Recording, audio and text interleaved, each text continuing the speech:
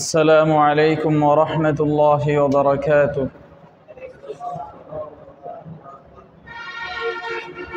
الحمد لله وحده والصلاة والسلام على من لا نبي بعده. أما بعد فإن أصدق الحديث كتاب الله وأحسن الهدي هدي محمد صلى الله عليه وسلم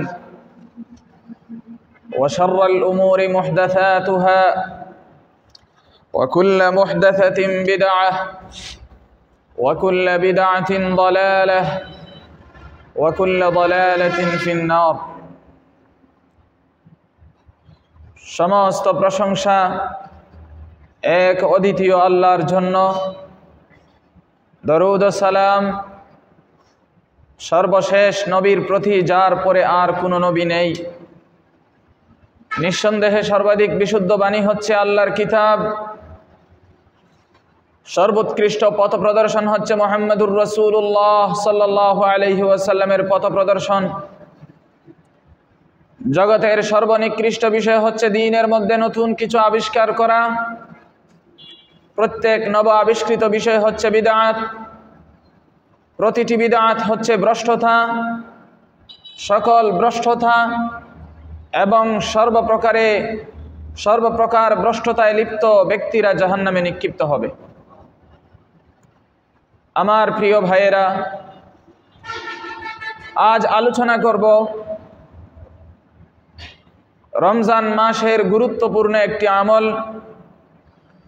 ইতিকাফ সম্পর্কে,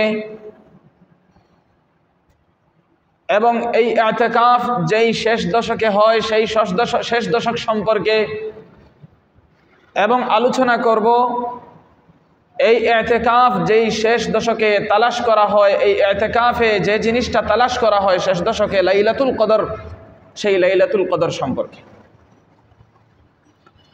সহিহ বুখারী 2014 নম্বর হাদিসে এসেছে, وعن أبي هريرة رضي الله عنه عن النبي صلى الله عليه وسلم قال: من صام رمضان إيمانا واحتسابا غفر له ما تقدم من ذنبه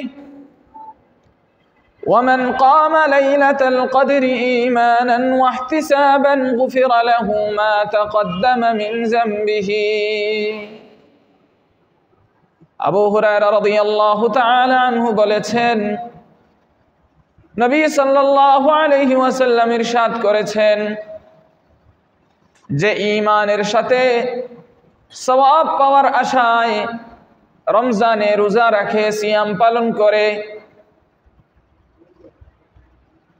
এবং যে লাইলাতুল কদরে রাত্রি জাগরণ করে ইবাদত করে সওয়াবের আশায় ঈমানের সাথে, সেই লোকদের অতীতের সমস্ত গুনাহ ক্ষমা করে দেওয়া হবে।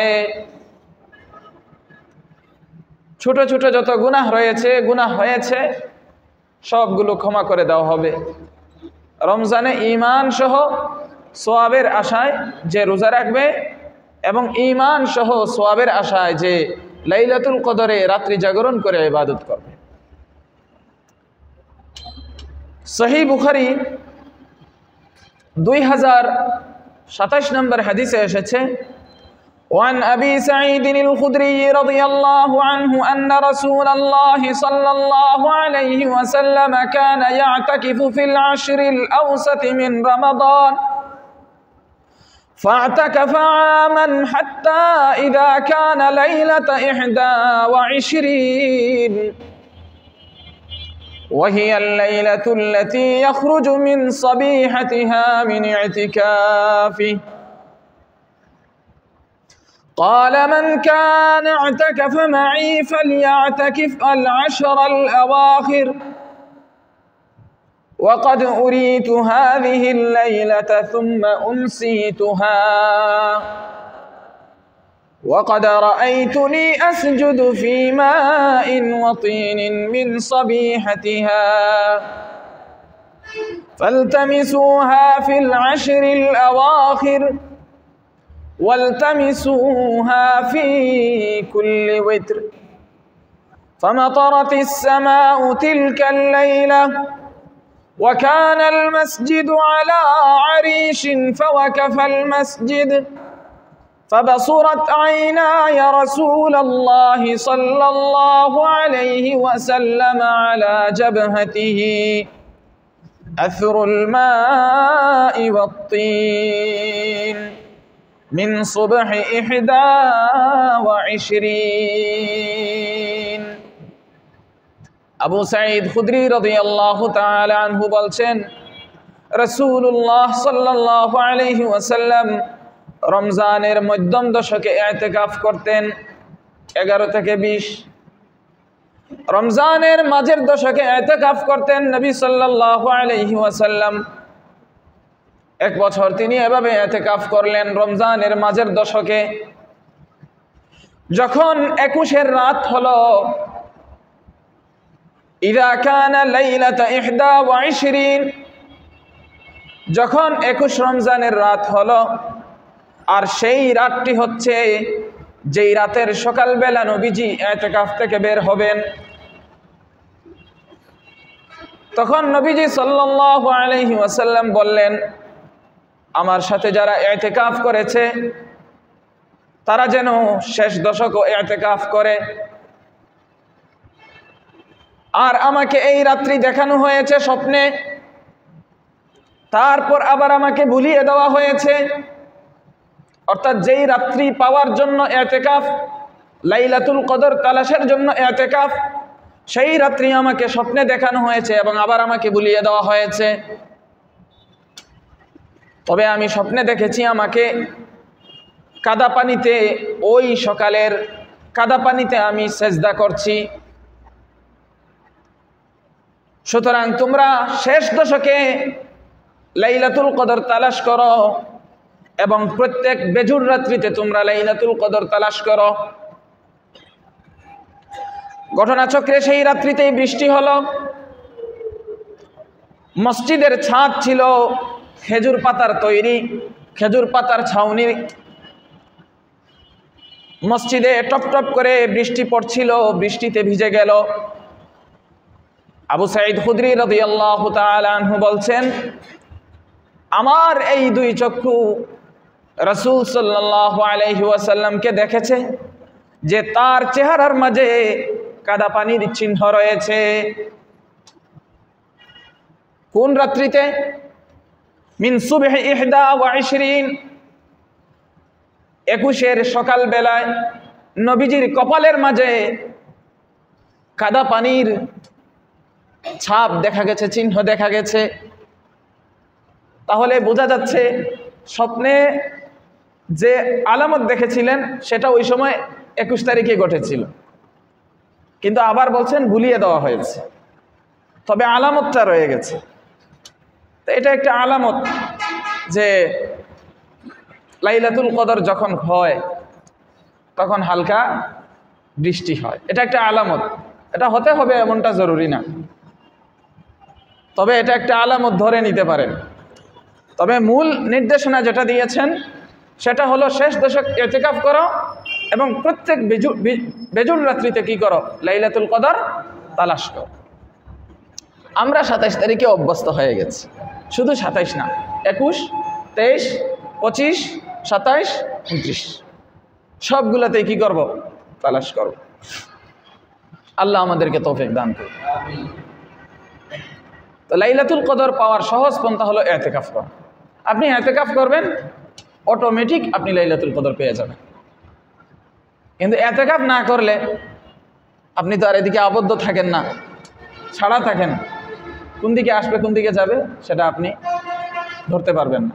কিন্তু মসজিদে যখন ইতিকাফের নিয়তে থাকবেন, আপনি তো সারাক্ষণই ইবাদতে আছেন, ঘুমাইলেও ইবাদত, বসলেও ইবাদত। আবার মসজিদে যখন ইতিকাফের নিয়তে আপনি থাকেন তখন আরও বিশেষ মর্যাদা।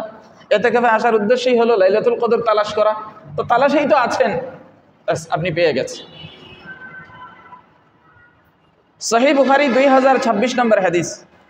وعن عائشة رضي الله عنها زوج النبي صلى الله عليه وسلم أن النبي صلى الله عليه وسلم كان يعتكف العشر الأواخر من رمضان حتى توفاه الله ثم اعتكف أزواجه من بعده আম্মা জানা আয়েশা রাদিয়াল্লাহু তাআলা আনহা থেকে বর্ণিত নবী সাল্লাল্লাহু আলাইহি ওয়াসাল্লামের স্ত্রী আম্মা জানা আয়েশা তিনি বলছেন নবী সাল্লাল্লাহু আলাইহি ওয়াসাল্লাম রমজানের শেষ দশকে ইতিকাফ করতেন এভাবেই তিনি ওয়াফাত পর্যন্ত ইতিকাফ করেছেন রমজানের শেষ দশকে বোঝা গেল মাঝখানের দশকের ইতিকাফটা আগের ছিল আগে করতেন আর পরে যখন থেকে শেষের দশক শুরু করেছেন তখন শেষের দশকেই ইতিকাফ করতেন ثم اعتكف ازواجه من بعده নবীজির পরে তার সহধর্মিণীগণ স্ত্রীগণ ইতিকাফ করেছেন শেষ দশক কোরআনে কারীমে সূরা বাকারা 183 নম্বর আয়াতে এসেছে ইয়া আইয়ুহাল্লাযীনা আমানু কুতিবা আলাইকুমুস সিয়াম কামা কুতিবা আলাল্লাযীনা মিন ক্বাবলিকুম লাআল্লাকুম তাত্তাকুন হে ঈমানদারগণ তোমাদের উপর সিয়াম ফরজ করা হয়েছে যেভাবে তোমাদের পূর্ববর্তীদের উপর ফরজ করা হয়েছিল যাতে করে তোমরা মুত্তাকি হতে পারো পরহেজগার হতে পারো আমাদের রোজা রাখার উদ্দেশ্য কি মুত্তাকি হওয়া রোজা রাখার উদ্দেশ্য কি মুত্তাকি হওয়া পরহেজগার হওয়া আল্লাহকে ভয় করে আল্লাহকে ভালোবেসে অসৎ কাজ থেকে বিরত থাকা আল্লাহকে ভালোবেসে সৎ কাজ করা পারবো তো ইনশাআল্লাহ মুত্তাকি তিনটা স্তর কুফর থেকে বিরত থাকা শিরিক থেকে বিরত থাকা বিদআত থেকে বিরত থাকা পাপাচার থেকে বিরত থাকা আর সর্বোচ্চ স্তর হলো অনেক বৈধ কাজ আছে যেগুলা করলে গুনাহ বলা যাবে না কিন্তু অপছন্দনীয় মানের সাথে সম্মানের সাথে শানের সাথে যায় না এগুলা থেকেও কি থাকা বিরত থাকা এই তাকওয়ার তিনটা স্তর অতিক্রম করার জন্য তাকওয়ার এই তিন স্তর লাভ করার জন্য আমাদেরকে রোজা দেওয়া হয়েছে রোজা রাখবো আত্মা পরিশুদ্ধ হবে দিল নরম হবে বিনয়ী হব আল্লাহর কাছে কান্নাকাটি করব তাকওয়া অর্জন হবে তাকওয়া এখানে থাকে এটা আল্লাহ তাআলার দেয়া নেয়ামত আল্লাহ তাআলা হচ্ছেন অন্তরকে ঘুরানেওয়ালা আল্লাহ চাইলে যেদিকে ইচ্ছা ঘোরাতে পারেন আপনার ভিতর যদি এই নেয়ামত চলে আসে আপনার জীবন সফল আর তাকওয়ার নিয়ামত যদি কারো থেকে ছিনিয়ে নেওয়া হয় সে যাই করুক যেভাবেই চলুক তার জীবন বিফল কোরআনে কারীমে সূরা আহজাবে 56 নম্বর আয়াতে এসেছে ইন্নাল্লাহা ওয়া মালাইকাতাহু ইউসাল্লুনা আলান নবী ইয়া আইয়ুহাল্লাযীনা আমানু সাল্লু আলাইহি ওয়া সাল্লিমু তাসলিমা হে ঈমানদারগণ আল্লাহ ও তার ফেরেশতাগণ নবীর প্রতি রহমত দরুদ সালাত প্রেরণ করেন তোমরা নবীর জন্য রহমতের তরে দোয়া করো দরুদ সালাত প্রেরণ করো এবং অধিক পরিমাণে সালাম প্রেরণ করো আল্লাহুম্মা সাল্লি আলা মুহাম্মাদিন আবদিকা ওয়া রাসূলিক কামা সাল্লাইতা আলা ইব্রাহিম ওয়া বারিক আলা মুহাম্মাদিন ওয়া আলা আলি মুহাম্মাদ কামা বারাকতা আলা ইব্রাহিম আলোচনা করছিলাম ইতিকাফ সম্পর্কে আলোচনা করছিলাম শেষ দশক সম্পর্কে আলোচনা করছিলাম লাইলাতুল কদর সম্পর্কে কোরআনে কারীমে সূরা বাকারা 187 নম্বর আয়াতে বলছেন আল্লাহ তাআলা উহিল্লা লাকুম লাইলাতাস সিয়ামির রাফাথু ইলা নিসাইকুম হুন্না লিবাসুল লাকুম ওয়া আনতুম লিবাসুল লাহুন علم الله أنكم كنتم تختانون أنفسكم فتاب عليكم وعفى عنكم فالآن باشروهن وابتغوا ما كتب الله لكم وكلوا واشربوا حتى يتبين لكم الخيط الأبيض من الخيط الأسود من الفجر ثم أتموا الصيام إلى الليل ولا تباشروهن وأنتم عاكفون في المساجد تلك حدود الله فلا تقربوها কাযালিকা ইউবাইয়িনুল্লাহু আয়াতিহি লিন-নাসি লাআল্লাহুম ইয়াত্তাকুন। এই আয়াতের মর্মানুবাদ শোনার আগে একটা কথা শুনেন। ইসলামের শুরুর দিকে রোজার ক্ষেত্রে একটু কঠোরতা ছিল। সেটা হলো রাত্রে ঘুমিয়ে গেলেই খাবার দাবার, পানাহার, স্ত্রী সহবাস সব হারাম। এটা ছিল। এর মানে আপনি যদি মাগরিবের নামাজ পড়ার পরে ইফতার করে ক্লান্তি আসে আর ঘুমিয়ে যান, তাহলে এরপরে আর আপনি কিছু খাইতেও পারবেন না, স্ত্রীর সাথে মিলতেও পারবেন না। তাহলে বিশাল লম্বা হয়ে গেল না? রাত্র 12 ঘন্টা, রাত্র 11 ঘন্টা, দিন 11 ঘন্টা, মানে ঘুমালেই শেষ। আর এখন কি? ফজর পর্যন্ত সুযোগ আছে। খাও দাও, ফুর্তি করো, ঘুমাও, যা করো, কোনো সমস্যা নাই। তো যখন এই কঠোরতা ছিল যে ঘুমিয়ে গেলেই শেষ, তখন দেখা গেছে অনেক সাহাবী কৃষক ছিলেন, দিনের বেলা ক্ষেত খামার করে কাজকর্ম করে ক্লান্ত। ইফতারের সময় হয়তো কিছু খেয়েছেন, এরপরে নিজের খেয়াল ছিল না, ঘুমিয়ে গেছে। আবার ঘুম ভাঙছে, খেয়াল ছিল না, স্ত্রী সহবাসও করেছে। আবার কেউ, মানে এভাবেই চলছে। এখন আইন তো হলো ঘুমিয়ে গেলে শেষ। তো সাহাবায়ে কেরামের কারো কারো দ্বারা এটা ঘটেছে। তখন সাহাবায়ে কেরাম পেরেশান, আল্লাহ তাআলা তো সবই দেখছেন। এক পর্যায়ে গিয়ে আল্লাহ তাআলা এই আয়াত নাযিল করলেন। এখন যে আয়াত পড়েছি, বললেন তোমাদের জন্য রোজার রাতে হালাল করা হলো স্ত্রীর সাথে মেলামেশা করা। তারা তোমাদের পোশাক, তোমরা তাদের পোশাক। আল্লাহ জানেন তোমরা যে খেয়ানত করছিলে নিজেদের নফসের উপর, এটা আল্লাহ জানেন। তবে আল্লাহ তাআলা তোমাদের প্রতি দয়া পরবশ হয়েছেন এবং তোমাদেরকে ক্ষমা করে দিয়েছে। অতএব এখন থেকে তোমরা তোমাদের স্ত্রীদের কাছে যাও, মেলামেশা করো রমজানের রাতের বেলা, এবং আল্লাহ প্রদত্ত রিজিক সন্তানাদি তোমরা আল্লাহর কাছে তালাশ করো, এবং তোমরা খাও পান করো ভোরের সাদা রেখা রাতের কালো রেখা থেকে পৃথক হওয়া পর্যন্ত।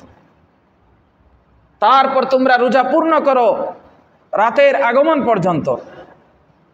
তবে মসজিদে ইতিকাফরত অবস্থায় তোমরা স্ত্রীর সাথে মেলামেশা করবে না, এটা নিষেধ। এগুলো হচ্ছে আল্লাহর সীমারেখা, তোমরা এই সীমারেখার ধারে কাছেও যাবে না। আল্লাহ তোমাদের জন্য তার নিদর্শন সমূহ, আয়াত সমূহ এভাবেই সুস্পষ্টভাবে বর্ণনা করেছেন, যাতে করে আল্লাহর বান্দারা মুত্তাকি হতে পারে, পরহেজগার হতে পারে। সুবহানাল্লাহ বলবেন না? এত বড় কঠোরতা থেকে আল্লাহ তাআলা আমাদের জন্য কত সহজ করে দিয়েছেন, বুঝছেন কিছু? হ্যাঁ, ঘুমিয়ে গেলে শেষ। আর আমাদের মতো গুনাহগার বান্দাদের কি অবস্থা হইতো? সাহাবায়ে কেরাম যারা নবীজির সংস্পর্শে ছিলেন, উনাদেরই কষ্ট হইতো, আর আমরা কি? এই জন্য আল্লাহ তাআলা আমাদের উপরে নিয়ামত দিয়েছেন, সহজ করে দিয়েছেন। সাহাবায়ে কেরামের শুরুর দিকে একটু কষ্ট ছিল, পরে আল্লাহ তাআলা যখন দয়া পরবশ হলেন, শিথিল করে দিলেন। আমার ভাইয়েরা, এখানে এই আয়াতে অনেকগুলো বিষয় আছে, সব দিক তো আলোচনা করা যায় না। এখানে ইতিকাফের বিষয় আছে মাসআলা, রোজা রাখার সময়ের ব্যাপারে মাসআলা আছে, এরপরে স্ত্রীর সাথে মেলামেশার বিষয়ে মাসআলা মাসাইল আছে। আমি এখন যে বিষয়টা এখানে গুরুত্বের সাথে উল্লেখ করতে চাচ্ছি, এই বিষয়টা বোঝানোর জন্য সহিহ বুখারী 1916 নম্বর হাদিসটা আমি পাঠ করছি। وعن عدي بن حاتم قال لما نزلت حتى يتبين لكم الخيط الأبيض من الخيط الأسود عمدت إلى عقال أسود وإلى عقال أبيض فجعلتهما تحت وسادتي فجعلت أنظر في الليل فلا يستبين لي فغدوت على رسول الله صلى الله عليه وسلم فذكرت له ذلك فقال إنما ذلك سواد الليل وبياض النهار। আদি বিন হাতিম রাদিয়াল্লাহু আনহু নবীজির সাহাবী, তিনি বলছেন যখন এই আয়াত নাজিল হলো, কোন আয়াত? একটু আগে যে আয়াত তেলাওয়াত করেছি, যে আয়াতের মাঝে কি বলেছেন? যে তোমাদের জন্য রোজার রাতে স্ত্রী সহবাস হালাল করা হলো, তারা তোমাদের পোশাক, তোমরা তাদের পোশাক। আল্লাহ জানেন তোমরা যে নিজেদের নফসের উপর খেয়ানত করছিলে, আল্লাহ দয়া পরবশ হয়েছেন, তোমাদেরকে ক্ষমা করে দিয়েছেন। অতএব এখন থেকে স্ত্রীর সাথে মেলামেশা করো, খাও, পান করো, হাত্তা ইয়াতাবায়্যানা লাকুমুল খাইতুল আবিয়াদু মিনাল খাইতিল আসওয়াদি মিনাল ফাজর। কতক্ষণ? যে সাদা রেখা, সাদা সুতা কালো সুতা থেকে পৃথক হওয়া পর্যন্ত। শব্দটা কি? সাদা সুতা কালো সুতা। বলেন, সাদা সুতা কালো সুতা থেকে পৃথক হওয়া পর্যন্ত। এই হলো আয়াত।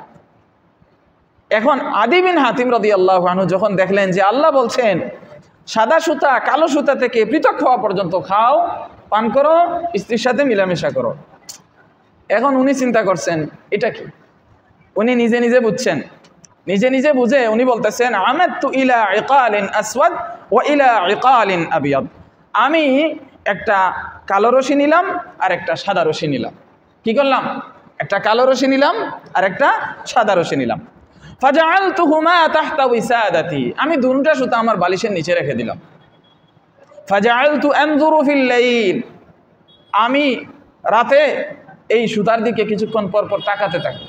যে নবীজি আয়াতে এসেছে সাদা সুতা কালো সুতা থেকে পৃথক হওয়া পর্যন্ত কি করো? খাও, দাও, ফুর্তি করো।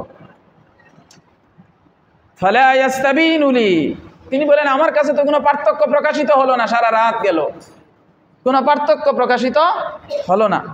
ফাগাদাউতু আলা রাসূলিল্লাহি সাল্লাল্লাহু আলাইহি ওয়াসাল্লাম, আমি ভোরবেলা আল্লাহর রসুলের কাছে সাল্লাল্লাহু আলাইহি ওয়াসাল্লাম গেলাম, গিয়ে বললাম, ইয়া রাসূলুল্লাহ, এই তো বিষয়, আয়াতে তো এসেছে খাও, দাও, সবাস করো, সাদা সুতা কালো সুতা থেকে পৃথক হওয়া পর্যন্ত। আমি তো সাদা সুতা কালো সুতা বালিশের নিচে রাখলাম, কোনো পার্থক্য তো দেখি না। তখন রাসূল সাল্লাল্লাহু আলাইহি ওয়াসাল্লাম বললেন, এই যে সাদা সুতা কালো সুতা আয়াতে এসেছে, সাদা রেখা কালো রেখা, এর দ্বারা উদ্দেশ্য হচ্ছে ইন্নামা যালিকা সাওয়াদুল লাইল ওয়া বায়াদুন নাহার, রাতের কালো আর দিনের আলো। সুবহানাল্লাহ। তুমি যে সুতা দিয়ে যে সুতা বুঝছো, এই সুতা না রে, এই কালো সুতা দ্বারা উদ্দেশ্য হচ্ছে রাতের অন্ধকার, অন্ধকার রেখা, আর বায়াদুন নাহার, এটা দ্বারা উদ্দেশ্য হচ্ছে দিনের আলো। আমাদের এখানে শিক্ষাটা কি যেটা বলতে চাচ্ছি, সেটা হলো যে আমাদের জন্য আবশ্যক হচ্ছে কোরআন দক্ষ শিক্ষক থেকে কোরআন শিখা এবং কোরআন বুঝা নবীজি সাল্লাল্লাহু আলাইহি ওয়াসাল্লামের সুন্নাহ থেকে। বুঝাইতে পারছি? সাহাবায়ে কেরাম যারা নবীজির পরশেদন্য, আল্লাহ তাআলা তাদের মাধ্যমে গোঠাইয়া দেখাইলেন যে তারাও কোরআন বুঝতে গেলে কার থেকে শিখতে হয়েছে? নবীজির থেকে শিখতে হয়েছে। নিজের মন মতো শুধু আরবি ভাষা জানলেই যে কোরআন বোঝা যায় তা না, তাহলে তো আরবের সব মানুষ আলিম হয়ে যেত। বুঝেন না এই কথা? আমাদের MBS মোহাম্মদ বিন সালমানও আলিম হয়ে যেত। অবশ্য উনি পড়াশোনা করছে, পড়াশোনা করেও শয়তানি করে। এখন এই যে শুধু মানে আরবি ভাষা জানলেই, মানে ভাষা জ্ঞানী হলেই যে কোরআন বুঝে ফেলে তা, কোরআনের ব্যাখ্যা এটা নিতে হবে নবীজি সাল্লাল্লাহু আলাইহি ওয়াসাল্লাম এবং সাহাবায়ে কেরাম থেকে। ভাষা জানলাম, এটা ভাষা জ্ঞান হলো, কিন্তু এই আয়াতের ব্যাখ্যাটা কি সেটা আমাকে যাচাই করতে হবে নবীজি সাল্লাল্লাহু আলাইহি ওয়াসাল্লাম এবং সাহাবায়ে কেরাম থেকে যে ব্যাখ্যা আসছে সেটা। দেখেন না, আমাদের দেশে কিছু কিছু বন্ডরা আছে, বলে যে আমার নামাজ রোজা লাগবে না। কেন? বলে কোরআনে আছে। কোথায় আছে? তারা দলিলও দেয়, কোরআনে সূরা হিজরের আয়াত দ্বারা দলিল দেয়। বলে আল্লাহ বলছেন ওয়াবুদ রাব্বাকা হাত্তা ইয়াতিয়াকাল ইয়াকিন, আল্লাহ বলছেন তোমরা তোমাদের রবের ইবাদত করো ইয়াকিন আসা পর্যন্ত। অতএব আমার ইয়াকিন চলে আসছে, আমার আর ইবাদত লাগবে না। বলেন না নাউজুবিল্লাহ। আয়াতের অর্থ কিন্তু এরকম, ইয়াকিন রে ইয়াকিন, মানে শব্দ যদি আমি ইয়াকিন বলি, ইয়াকিনের অর্থ ইয়াকিন বলি, তাহলে আয়াতের অর্থ দাঁড়ায় এরকম। আপনি তো বলবেন ঠিকই তো আছে, সাধারণ মানুষকে এভাবে গুমরাহ করে, আপনি তো বলবেন ঠিকই তো আছে। আল্লাহই তো বলছেন আমার ইবাদত করে ইয়াকিন আসা পর্যন্ত, ইয়াকিন তো আসছে আমার, আল্লাহ একজন, রসুল একজন, আমার ইয়াকিন চলে আসছে, অতএব আমার আর ইবাদত করা লাগবে না। এখন আপনি কি করবেন? আপনি তো বলবেন যে ঠিকই তো আছে, কোরআনে তো এটা লেখা। এজন্যই আমাকে যেতে হবে সাহাবায়ে কেরামের কাছে। তারা ইয়াকিন অর্থ কি বুঝছেন? তারা ইয়াকিন অর্থ বুঝছেন আল মাউত আস-সাআহ, ইয়াকিন অর্থ হচ্ছে কিয়ামত এবং মৃত্যু। তাহলে আয়াতের অর্থ কি দাঁড়াবে? তোমরা তোমাদের রবের ইবাদত করো মৃত্যু কিয়ামত আসা পর্যন্ত। বুঝছেন নি কাহিনীটা? আমি বুঝাইতে পারছি? মানে কোরআনের আয়াতের অনুবাদ, ব্যাখ্যা, বিশ্লেষণ যদি নিজের মতো করেন তাহলে পথ হারাবেন। আপনাকে শিখতে হবে শিক্ষক থেকে, দক্ষ শিক্ষক থেকে, যেই দক্ষ শিক্ষক নবী করিম সাল্লাল্লাহু আলাইহি ওয়াসাল্লামের সাহাবায়ে কেরামের শিক্ষা অর্জন করেছে। মুসলমানদের যে এত ভাগ, সবাই দলিল দেয় কোরআন থেকে, এটা কিভাবে? আমি আমার উস্তাদকে জিজ্ঞেস করছিলাম যখন বুঝতাম না, একদিন প্রশ্ন করলাম, হুজুর ওরা তো দলিল দিচ্ছে কোরআন থেকে, আপনিও দলিল দেন কোরআন থেকে, তো বুঝতাম কেমনে? আমরাও তো দেখতে পাচ্ছি এটা কোরআনে আছে, সে যেটা বলছে সেটাও দেখতে পাচ্ছি কোরআনে আছে, আপনি যেটা বলছেন সেটাও তো দেখতে পাই, কোনটা সঠিক? আমরা তো দুটোটা দেখতে পাচ্ছি, আমাদের তো ভাষা জ্ঞান আছে, সেই হিসাবে তো আমরা দেখতে পাচ্ছি। তখন আমার উস্তাদ বলেছিলেন, এবং এটা শুধু উস্তাদের বক্তব্য না, বরং উনিও আগের যত স্কলাররা অতিবাহিত হয়েছেন তাদের কিতাবাদি পড়ে এটাই পেয়েছেন যে কোরআনের ব্যাখ্যা গ্রহণ করতে হবে সাহাবায়ে কেরাম থেকে। কাদের থেকে? আর সাহাবায়ে কেরাম কোথায় থেকে গ্রহণ করেছেন? নবী করিম সাল্লাল্লাহু আলাইহি ওয়াসাল্লাম। সাহাবায়ে কেরামের ক্ষেত্রে যখন একাধিক মত থাকে সবগুলোই সঠিক, হয়তো বা কারোটা থেকে কারোটা অগ্রাধিকার প্রাপ্ত, কিন্তু এর বাহিরে নবীজির ব্যাখ্যা, সাহাবাদের ব্যাখ্যা এবং তাদের অনুসারীদের ব্যাখ্যার বাহিরে যত ব্যাখ্যা আছে সবগুলো ব্যাখ্যা পরিত্যাজ্য।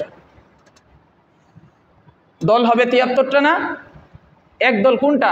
শুধুমাত্র যারা নবী এবং সাহাবার আদর্শের উপর থাকে। এই জন্য ভাইয়েরা আমার, কোরআন শিখতে হবে আমাদেরকে দক্ষ শিক্ষক থেকে, এবং কোরআনের ব্যাখ্যা গ্রহণ করতে হবে আমাদেরকে নবী করিম সাল্লাল্লাহু আলাইহি ওয়াসাল্লামের সুন্নাহ থেকে। পারবো তো ইনশাআল্লাহ? আল্লাহ আমাদেরকে তৌফিক দান করুন। সহিহ বুখারী 1901 নম্বর হাদিস।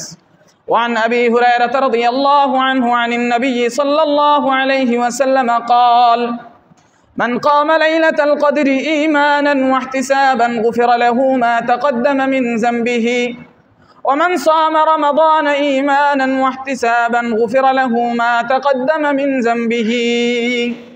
আগের যে হাদিস বলছিলাম সেটা বুখারীর 2014 নম্বর হাদিস, আর এটা হলো বুখারীর 1901 নম্বর হাদিস। মর্ম একই, যে লাইলাতুল কদরে যে রাত্রি জাগরণ করে ইবাদত করবে, কিয়ামুল লাইল করবে ঈমানের সাথে সওয়াবের আশায়, এবং রমজানে যে ঈমানের সাথে সওয়াবের আশায় রোজা রাখবে, তার অতীতের গুনাহ ক্ষমা করে দেওয়া হবে। সহিহ সুনানে আবি দাউদ 2463 নম্বর হাদিসে এসেছে, وعن أبي بن كعب أن النبي صلى الله عليه وسلم كان يعتكف العشر الأواخر من رمضان فلم يعتكف عاما فلما كان العام المقبل اعتكف 20 ليلة। উবাই ইবনে কাব রাদিয়াল্লাহু আনহু বলছেন, নবীজি সাল্লাল্লাহু আলাইহি ওয়াসাল্লাম রমজানের শেষ দশকে ইতিকাফ করতেন। রমজানের শেষ দশকে ইতিকাফ করতেন, এক বছর তিনি ইতিকাফ করলেন না। ফালাম্মা কানাল আমুল মুকবিল ইতিকাফা 20 লাইলা। যখন পরবর্তী বছর আগমন আসলো, তখন নবীজি সাল্লাল্লাহু আলাইহি ওয়াসাল্লাম পুরা 20 দিন কি করলেন? ইতিকাফ করলেন। আল্লাহ তাআলা আমাদের সবাইকে শেষ দশক পাওয়ার তৌফিক দান করুন, বলেন আমিন। এবং শেষ দশকে মসজিদে ইতিকাফ করে লাইলাতুল কদর পাওয়ার তৌফিক দান করুন, বলেন আমিন। ভাইরে, প্রত্যেকটা বছরই তো বলি ইতিকাফের জন্য, ব্যক্তিগতভাবেও অনেককে বলি, আর সামষ্টিকভাবে তো বলি, কিন্তু দেখা যায় যে আমরা নিজেদের ব্যস্ততা দেখাই। অন্তত জীবনে একটাবার ইতিকাফ করেন, পারবেন তো ইনশাআল্লাহ? প্রত্যেকে নিজেকে জিজ্ঞেস করেন, জীবনে একটাবার, জীবন তো কতভাবে আসে যায়, একটা বছরে ইতিকাফ করি কি হবে? কত কিছুই তো জীবন থেকে ছুটে যায়, কত কিছুই তো আসে যায়। মানুষ তো জেলের ভিতরে 15 বছর 20 বছরও বসে। আমরা কি ইবাদতের জন্য, লাইলাতুল কদর তালাশের জন্য স্বাচ্ছন্দ্যে স্বাধীনভাবে 10টা দিন ইতিকাফে বসতে পারবো না? কত সমস্যাই তো থাকে। সমস্যার কি শেষ আছে? এই জীবনে সমস্যা আছে, সমাধান আছে। আগামী বছর আমরা বাঁচবো কি না তা তো কোনো গ্যারান্টি নেই। আল্লাহ তাআলা অতীতে বলেছেন আগামীতে থাকবো, আবার আজকে বলছেন থাকবো। এখন এবারও যদি বলেন আগামীতে আপনি থাকবেন কিনা, সেটা কে গ্যারান্টি দেবে? এই এলাকার তো অনেক মানুষ গত বছর ছিল, এখানে নামাজ পড়েছে, এই বছর নাই, এটাও তো আছে। এজন্য আবদার থাকবে যে আপনারা নিজ থেকে চেষ্টা করবেন, এবং একটা বছর প্রত্যেকে প্রতিজ্ঞা করেন মনে মনে যে জীবনে একটা বছর ইতিকাফ করি। কত সুন্দর ব্যবস্থাপনা দেখেন, অনেক জায়গায় মসজিদের কত সমস্যা থাকে, আর আপনাদের আল্লাহ তাআলা কি আলিশান ব্যবস্থা দিয়েছে। হ্যাঁ, উপকরণ আছে, কিন্তু আমাদের দিলের উপকরণটা নাই, আমাদের দিল তৈরি হচ্ছে না।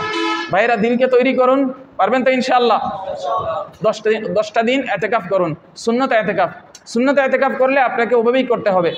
20 তারিখের সূর্যাস্তের সাথে সাথেই মসজিদে ঢুকতে হবে। আর 1 দিন 2 দিন 3 দিন 5 মিনিট 1 ঘন্টা 10 মিনিট এগুলো তো নফল এতেকাফ, সারা বছরই করা যায়, রমজানেও করা যায়। করবেন, আপনাদের জন্য তো উন্মুক্ত, এই জন্য সবাই চেষ্টা করবেন। এখানে যা আলোচনা করলাম তার সারসংক্ষেপ হচ্ছে, একটা বিষয় হলো যে নবীজি সাল্লাল্লাহু আলাইহি ওয়াসাল্লাম শেষ 10 দিন এতেকাফ করতেন, তবে 20 দিনও করেছেন। তবে কি 20 দিনও করেছেন। সুনানে আবি দাউদ 2463 নম্বর হাদিস। 2 নম্বর বিষয় হলো ঈমান ও সওয়াবের আশায় যারা রমজানের রোজা পালন করে এবং লাইলাতুল কদরের রাত্রি জাগরণ করে ইবাদত করে, তার ফজিলত হচ্ছে অতীতের গুনাহগুলো ক্ষমা করে দেওয়া হয়।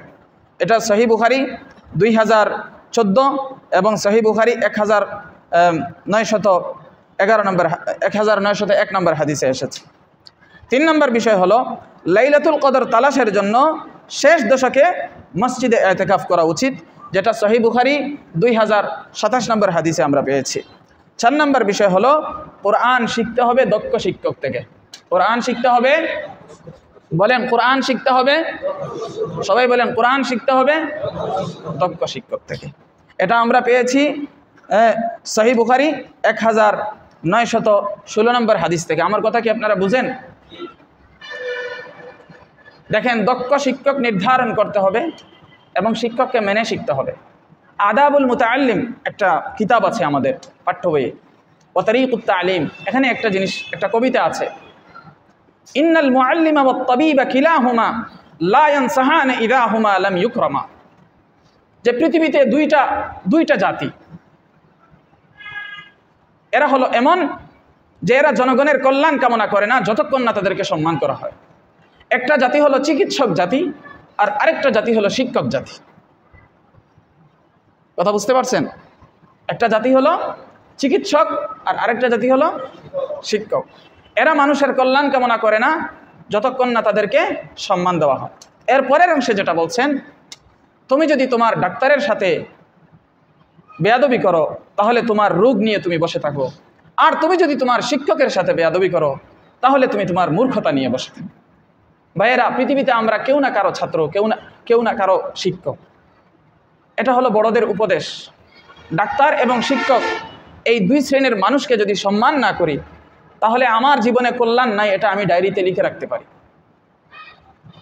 মা বাবার পরে শিক্ষকের অভিশাপ জাতির জন্য কাল হয়ে দাঁড়ায়। আর ডাক্তার যদি ঘুরে তাহলে একটা মানুষকে কবরে পাঠানো এটা একটা সেকেন্ডের ব্যাপার। কথা বুঝাইতে পারছি? এজন্য কোনো সময় ডাক্তার যদি মনে করে ভালোও না লাগে তবুও ডাক্তারের সাথে উল্টামি করতে নাই, কারণ তার হাতে মেডিসিনের নিয়ন্ত্রণ। সে কি করবে না করবে সেটা আপনি জানেন না। অতএব আপনার পছন্দ না হইলে এড়িয়ে চলতে পারেন, কিন্তু ডাক্তারের সাথে উল্টামি করা যায় না। কথা বুঝাইতে পারছি? ডাক্তারের কাছে সবাই, ডাক্তার এবং শিক্ষকের কাছে সবাই নত। যত বড় রাজা বাদশাহ হোক সে ডাক্তারের কাছে গিয়ে নিজেকে সঁপে দেয়, আর যত বড় রাজা বাদশাহ হোক তার শিক্ষকের কাছে নিজেকে সে সঁপে দেয়। এটা হলো বাস্তবতা। এই বাস্তবতাকে কখনো অস্বীকার করা যায় না, অস্বীকার করবেন না, পারবেন তো ইনশাআল্লাহ? তো এটা আমরা 1916 নম্বর হাদিস থেকে বুখারীর বুঝলাম যে কোরআন শিখতে হবে দক্ষ শিক্ষক থেকে। পারবো তো ইনশাআল্লাহ? এরপরে 5 নম্বর বিষয় যেটা, সেটা হলো রোজার ক্ষেত্রে ইসলামের শুরুর দিকে কঠোরতা ছিল। সেটা হলো ঘুমাইলেই শেষ, ঘুমাইলেই রাত্রিবেলা শেষ, সুযোগ শেষ, আর খানাপিনা মেলামেশা করা যাবে না। কিন্তু সূরা বাকারা 187 নম্বর আয়াত আল্লাহ তাআলা নাজিল করলেন এবং আমাদের জন্য সহজ করে দিলেন। সুবহানাল্লাহ। আল্লাহ রাব্বুল আলামিন আমাদের সবাইকে যে আলোচনাগুলো করলাম তা বুঝার, মানার, নিজেদের জীবনে বাস্তবায়ন করার তৌফিক দান করুন। আমিন। ওয়া মা আলাইনা ইল্লাল বালাগুল মুবিন।